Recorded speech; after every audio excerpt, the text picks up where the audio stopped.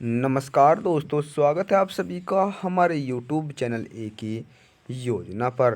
केंद्र सरकार और राज्य सरकार द्वारा यदि आप भी पेंशन का लाभ ले रहे हैं, चाहे आप वृद्धा पेंशन धारक हो या दिव्यांग हो या कुष्ठावस्था हो, निराश्रित हो या दोस्तों आप बुजुर्ग हो, किसी भी तरह का दोस्तों यदि आप पेंशन का लाभ ले रहे हैं तो सभी पेंशन लाभार्थी हो जाओ सावधान। जनवरी महीने में पेंशन लेनी है तो जल्द करें दोस्तों। 3 कार्य अब आपको करने हैं। अब सरकार द्वारा दोस्तों आपकी जो पेंशन है वो जनवरी महीने में जारी होने वाली है। यदि आप इन 3 कार्य को नहीं करते हैं तो अब आपकी जो पेंशन है वो जनवरी माह में नहीं दी जाएगी। आप इस पेंशन का लाभ नहीं ले सकेंगे। दोस्तों यदि आपको पेंशन का लाभ मिल गया है तो फिर भी आपको 3 कार्य करने हैं। और यदि आपको पेंशन का जो लाभ है वो नहीं मिला है और आपकी जो रुकी हुई पेंशन है, आपको फिर भी 3 कार्य करने हैं। तो दोस्तों वे 3 कार्य कौन से हैं जो सभी पेंशन लाभार्थियों के लिए बहुत ही अनिवार्य है। दोस्तों आप वीडियो में अंत तक बने रहें और चैनल पर पहली बार आए हैं तो चैनल को सब्सक्राइब कर ले, बेल आइकन के बटन को प्रेस करना न भूलें, जिससे कि आपके पास वीडियो का नया नोटिफिकेशन पहुंचे और आप सभी को मिलने वाली नई जानकारी का लाभ सबसे पहले मिले। दोस्तों आप सभी को पेंशन केंद्र सरकार और राज्य सरकार द्वारा दी जाती है। किसके द्वारा दोस्तों? आपको जो पेंशन है वो केंद्र सरकार और राज्य सरकार द्वारा आपको पेंशन दी जाती है, जिसमें कुछ राशि केंद्र सरकार और कुछ राशि राज्य सरकार द्वारा आपको मिलाकर दी जाती है। चाहे आप किसी भी राज्य से हैं, जैसे दोस्तों हरियाणा, पंजाब, राजस्थान, उत्तराखंड, महाराष्ट्र, मुंबई, उत्तर प्रदेश, बिहार, पश्चिम बंगाल, किसी भी राज्य से हैं तो दोस्तों आप चाहे वृद्धा हो या विकलांग हो, बुजुर्ग हो, कुष्ठावस्था हो, किसी भी पेंशन जो लाभ प्राप्त करते हैं उसमें आपको दोस्तों अलग अलग राज्यों के हिसाब से 350 रुपये, 450 रुपये, 1500 रुपये, 2500 रुपये, 1200 रुपये और दोस्तों आप बता 3000 रुपये तक की जो पेंशन है वो अलग अलग राज्यों के हिसाब से दोस्तों आपको दी जा रही है। दोस्तों आपको बता दें कि अक्टूबर महीने में पेंशन का जो लाभ है वो दिया गया था, लेकिन बहुत से जो पेंशन लाभार्थी है इस लाभ से यहाँ पर वंचित रह गए।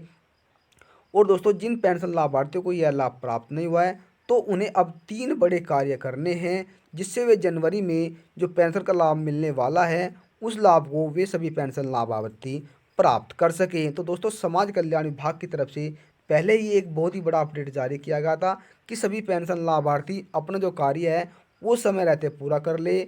और दोस्तों आपको बता दें कि कुछ ज़िलों में अभी भी जो पेंशन का लाभ है वो ट्रांसफ़र किया जा रहा है, जिनकी पेंशन पहले रुक गई थी। लेकिन अब जो दोस्तों जनवरी महीने में आपकी पेंशन आने वाली है तो सभी पेंशन लाभार्थी अब 3 कार्य जल्द से जल्द करने हैं। तो दोस्तों वे 3 कार्य कौन से हैं, आइए उन्हें भी हम जान लेते हैं।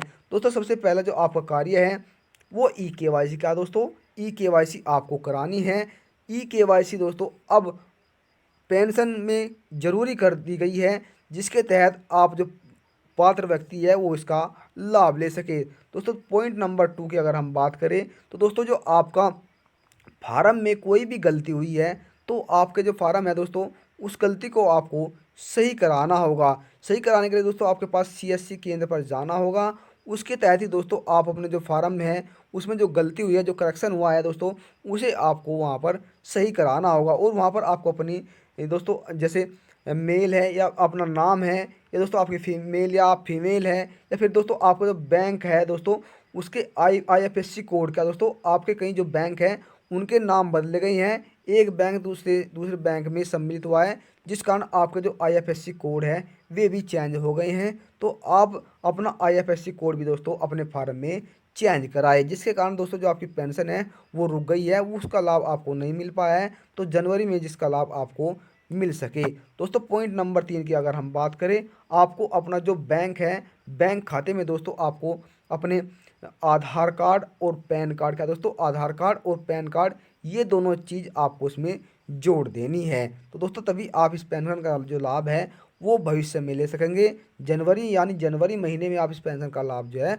वो सरकार द्वारा आपको दिया जा सकेगा। तो दोस्तों आपको बता दें एक बार फिर कि पॉइंट नंबर 1 की अगर हम बात करें दोस्तों, आपकी जो ई-केवाईसी है ये सबसे मेन ज़रूरी चीज़ हो गई है, आपको ई-केवाईसी ज़रूर करानी है। अगर पॉइंट नंबर 2 की दो हमने बात बताई दोस्तों, आपको आपको जो दोस्तों फार्म में कोई गलती है तो आपको उसको यहाँ से सही कराने लेना है। और पॉइंट नंबर 3 की अगर हम बात करें तो दोस्तों यहाँ पर हमने बताया आपका आधार कार्ड बैंक में आपका लगा होना चाहिए। उसके पश्चात दोस्तों यदि आप वृद्धा है तो आपको जो जीवन प्रमाण पत्र है वो आपको वहाँ पर जमा कर देना है। तो दोस्तों इस तरह आप अपनी जो पेंशन है वो जनवरी महीने में ले सकते हैं। अन्यथा आप इन कार्य को नहीं करेंगे तो आपकी जो पेंशन है वो आपको जनवरी महीने में नहीं दी जाएगी।